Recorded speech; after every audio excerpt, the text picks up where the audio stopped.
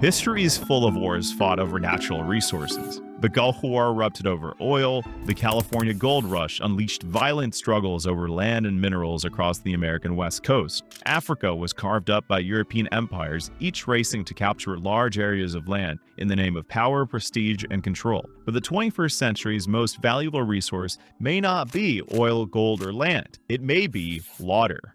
Since 1900, global freshwater use has risen sixfold, while groundwater aquifers have drained at alarming rates. And no country faces this pressure more than China. After decades of explosive industrial and population growth, its rivers are shrinking, aquifers are collapsing, and water demand is only climbing higher. The world's second most populous nation is running out of its most essential resource. But there may soon be a solution to China's water challenges. Just north of the Chinese frontier, in Russia's eastern Siberia, lies Lake Baikal, the world's largest reservoir of fresh water.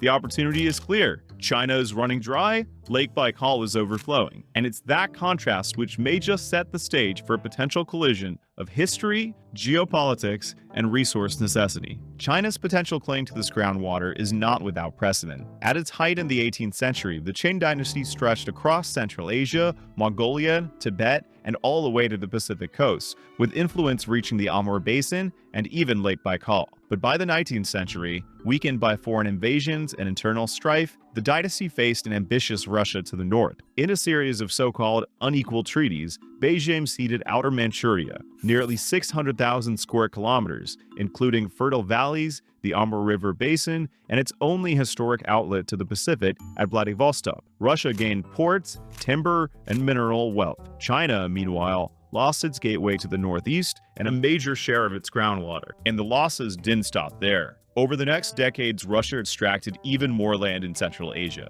eventually taking over 1.5 million square kilometers, an area larger than modern Mongolia. Then, with the Qing dynasty collapse in 1911, Mongolia itself broke away under Soviet influence, and Tuva in modern-day southern Siberia followed soon after. By the 20th century, China had not only lost the lands around Baikal, but also the entire northern arc of its former empire, which is why, when Beijing looks north today, it sees resources once firmly within its grasp, and perhaps an unfinished chapter in a longer story. But this chapter may soon find an ending. China's need for water has exploded over the past few decades. Industrial growth, megacities, and expanded farmland had made the country one of the largest water consumers in the world. Yet, demand dramatically outpaces supply. China now has only about 6% of the world's fresh water for nearly 20% of the world's people. Per capita availability is just a quarter of the global average. And these problems are compounding. The North China Plain, home to some of the country's most important farmland, had seen aquifers drop by several meters each year over the past couple decades. The Yellow River, meanwhile, the sixth longest river on Earth and a major source for China's water table, no longer reliably reaches the sea due to excessive water withdrawal. To fix this, China has invested in massive infrastructure projects like the South-North Water Transfer to move billions of gallons from the Yangtze River in southern China to the arid agricultural regions in the north. But even these extraordinary feats cannot fully close the gap, as demand for fresh water in China continues to increase. Just north of China's border, and near the very lands ceded to Russia in the 1800s, lies an opportunity to fix these problems once and for all. Lake Baikal is the crown jewel of Siberia, containing nearly 20% of the world's unfrozen fresh water. To put that into perspective, Baikal holds more water than all 5 of North America's Great Lakes combined, and currently makes up over 85% of Russia's freshwater supply. Russia draws much of its water and hydroelectric power from Baikal and its tributaries, but the scale is so vast that for Beijing, the lake looks like an untapped lifeline. Interest has already begun to grow. Chinese companies have already tried to tap Baikal's waters, from starting construction on a now-suspended bottling plant on its shores to new proposals for pipelines and pumping stations in the Trans-Baikal region along the south shore of the lake. Chinese state-linked researchers in Lanzhou went further in 2017, sketching out a 2,000-kilometer mega-pipeline to ferry Baikal's water into China's arid northwest. And at the political level, Beijing and Moscow increasingly framed resource cooperation in the Russian Far East as a pillar of their partnership. This became clear during President Putin's May 2024 state visit to China, where he and Chinese Prime Minister Xi Jinping emphasized a renewed push to expand the role of Chinese investment and participation in, quote, developing Russia's Far East. Taken together, these moves show that Baikal's vast resources are firmly on China's strategic horizon. And recent changes in the global landscape may have created a perfect storm for China to turn that strategy into a reality.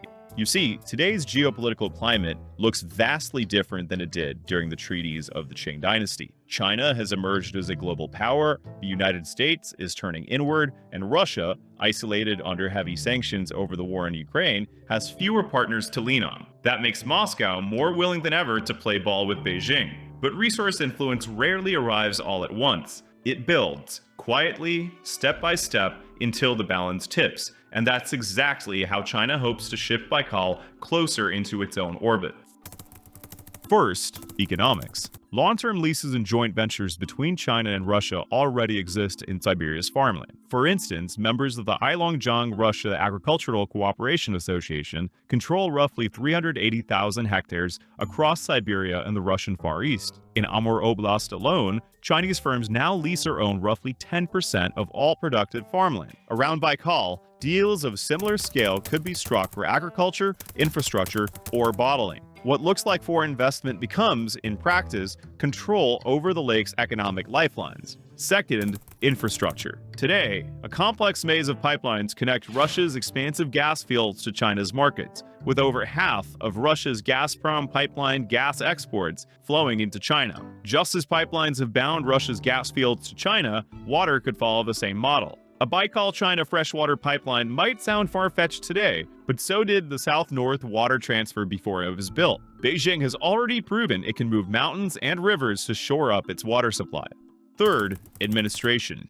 Joint environmental zones would be framed as cooperation to protect Baikal's ecosystem. In reality, the side providing capital and manpower would hold the reins. In Xinjiang and Tibet, China has created ecological compensation zones where infrastructure and enforcement are run by outside agencies, leaving locals with little say. The same model could be transplanted around Baikal. Russia might retain sovereignty on paper, but Beijing's engineers, funding, and governance teams would quietly write the rules. Finally, demographics and politics. Infrastructure brings workers, workers bring commerce, and commerce begins to shape communities around it. Over time, towns around Baikal could tilt towards Chinese trade and language. With each layer, leases, pipeline, management, and people, the coils begin to tighten. At that point, formal annexation wouldn't even be necessary. On paper, Baikal would remain Russian. In practice, its future and the bulk of its outflows could be shaped in Beijing. And today, the geopolitical balance tilts heavily in China's favor. In 2013, more than half of Russia's exports went to the EU. A decade later, that figure has collapsed to under 25%. Meanwhile, China's share of Russia's exports has doubled to nearly 30%, making Beijing Russia's single largest trading partner by far. Sanctions have left Moscow with little choice: sell cheap oil, gas, timber, and metals to China, or not sell them at all. This dependence is structural, not temporary. Each discounted pipeline deal and commodities agreement locks Russia further into China's embrace. That is what turns Baikal from a national treasure into a geopolitical lever. Yet despite the clear tailwinds, this path is far from certain. Lake Baikal is more than a resource. It's a symbol of Russian identity, a UNESCO heritage site, and a point of national pride. Any attempt to export its water has sparked intense opposition at home. Moreover, China and Russia have cultivated a close strategic partnership, especially in recent years. Facing Western sanctions, Moscow leans on Beijing for trade, finance, and diplomatic support. With Donald Trump back in the White House, that partnership has only deepened, giving both sides reason to emphasize cooperation over conflict. For China, open moves on Baikal would undermine its own stance on sovereignty, a principle invoked in every debate from the South China Sea to Taiwan.